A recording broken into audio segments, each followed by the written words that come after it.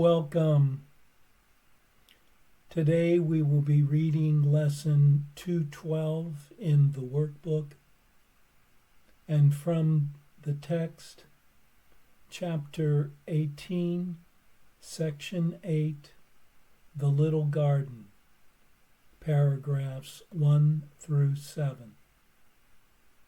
And now for lesson 212.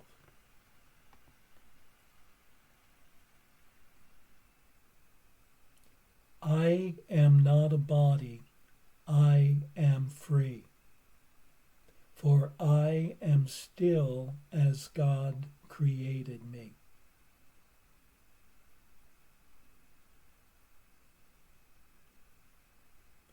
(192)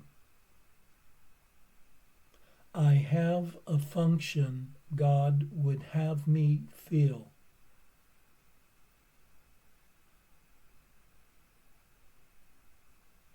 I seek the function that would set me free from all the vain illusions of the world. Only the function God has given me can offer freedom. Only this I seek, and only this will I accept as mine.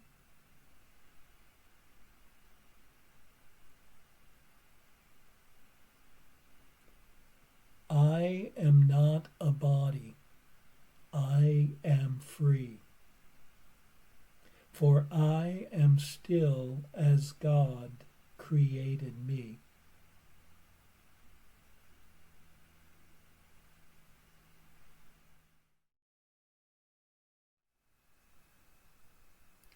In today's lesson, one is asked to repeat the idea, I have a function God would have me fill.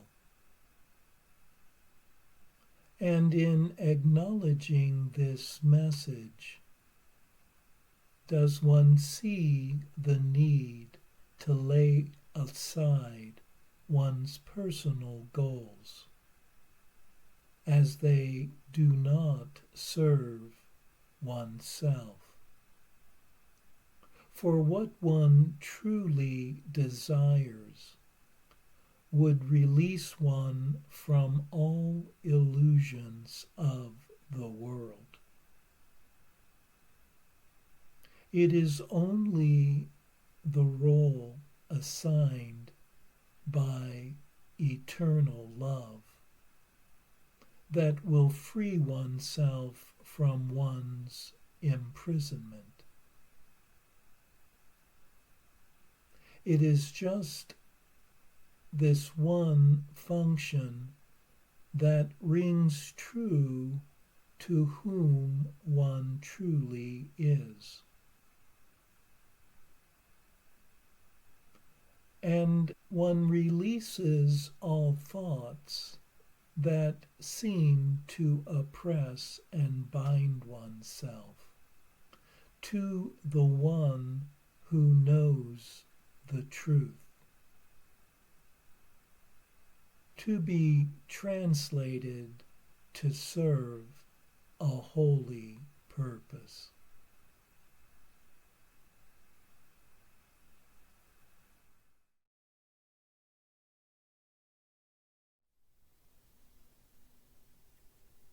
And now for our text reading for today, from chapter 18, section 8, The Little Garden, paragraphs 1 through 7. It is only the awareness of the body that makes love seem limited. For the body is a limit on love. The belief in limited love was its origin, and it was made to limit the unlimited. Think not that this is merely allegorical, for it was made to limit you. Can you, who see yourself within a body, know yourself as an idea? Everything you recognize, you identify with externals, something outside itself. You cannot even think of God without a body, or in some form you think you recognize. The body cannot know. And while you limit your awareness to its tiny senses, you will not see the grandeur that surrounds you. God cannot come into a body, nor can you join him there. Limits on love will always seem to shut him out and keep you apart from him. The body is a tiny fence around a little part of a glorious and complete idea. It draws a circle,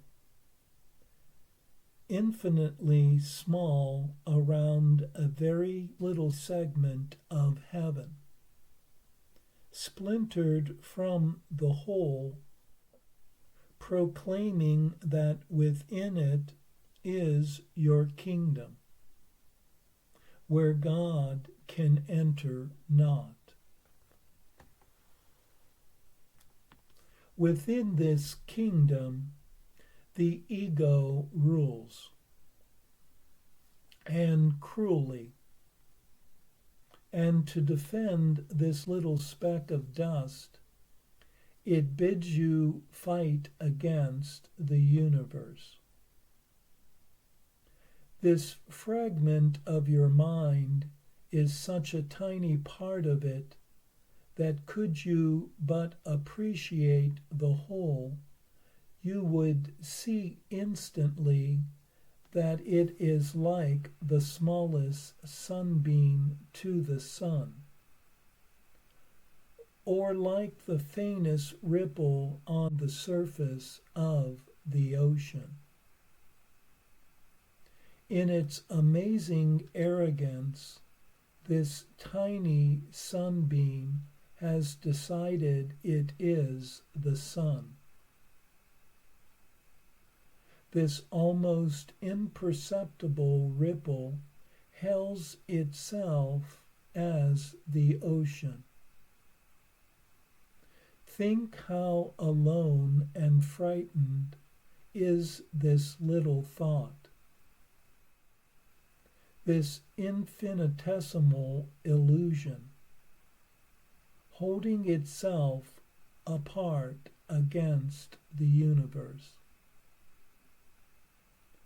The sun becomes the sunbeam's enemy that would devour it, and the ocean terrifies the little ripple and wants to swallow it. Yet neither sun nor ocean is even aware of all this strange and meaningless activity. They merely continue, unaware that they are feared and hated by a tiny segment of themselves. Even that segment is not lost to them, for it could not survive apart from them. And what it thinks it is in no way changes its total dependence on them for its being. Its whole existence still remains in them. Without the sunbeam would be gone. The ripple without the ocean is inconceivable. Such is the strange position in which those in a world inhabited by bodies seem to be. Each body seems to house a separate mind, a disconnected thought, living alone and in no way joined to the thought by which it was created. Each tiny fragment seems to be self-contained, needing another for some things, but by no means totally dependent on its one creator for everything. Needing the whole to give it any meaning, for by itself it does mean nothing, nor has it any life apart and by itself.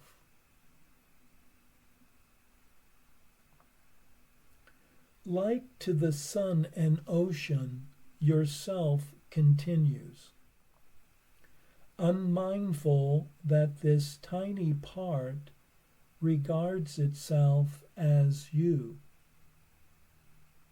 It is not missing. It could not exist if it were separate, nor would the whole be whole without it. It is not a separate kingdom ruled by an idea of separation from the rest, nor does a fence surround it, preventing it from joining with the rest, and keeping it apart from its creator.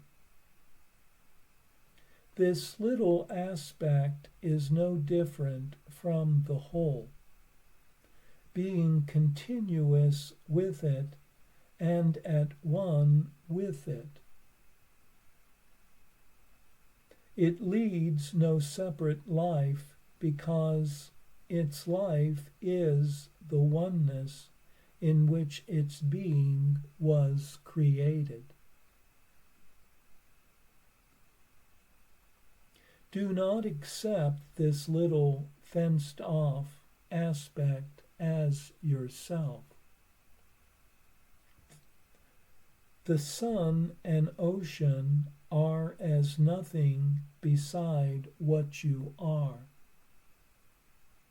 The sunbeam sparkles only in the sunlight, and the ripple dances as it rests upon the ocean. Yet in neither sun nor ocean is the power that rests in you. Would you remain within your tiny kingdom, a sorry king, a bitter ruler of all that he surveys, who looks on nothing, yet who would still die to defend it? This little self is not your kingdom.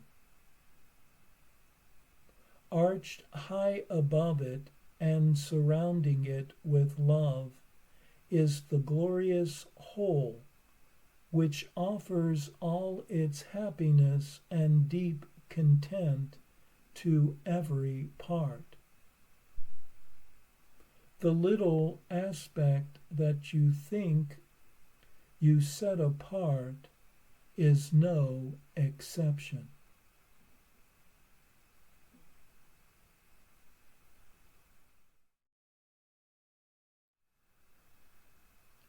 In this section, the body is described as a private little garden surrounded by a fence that blocks out the kingdom of heaven. The body is a separation device of the ego to convince one that one has been removed from the whole, and serving to place a limit on the love that one is. One foolishly defends the autonomy of one's tiny kingdom, like a wave declaring its autonomy from the ocean, or a sunbeam declaring its autonomy from the sun. Yet this little self is not one's true domain, for one is a part of the everything, the everywhere, and the never-ending love that is impossible to limit in any form or any way. For love knows no limit.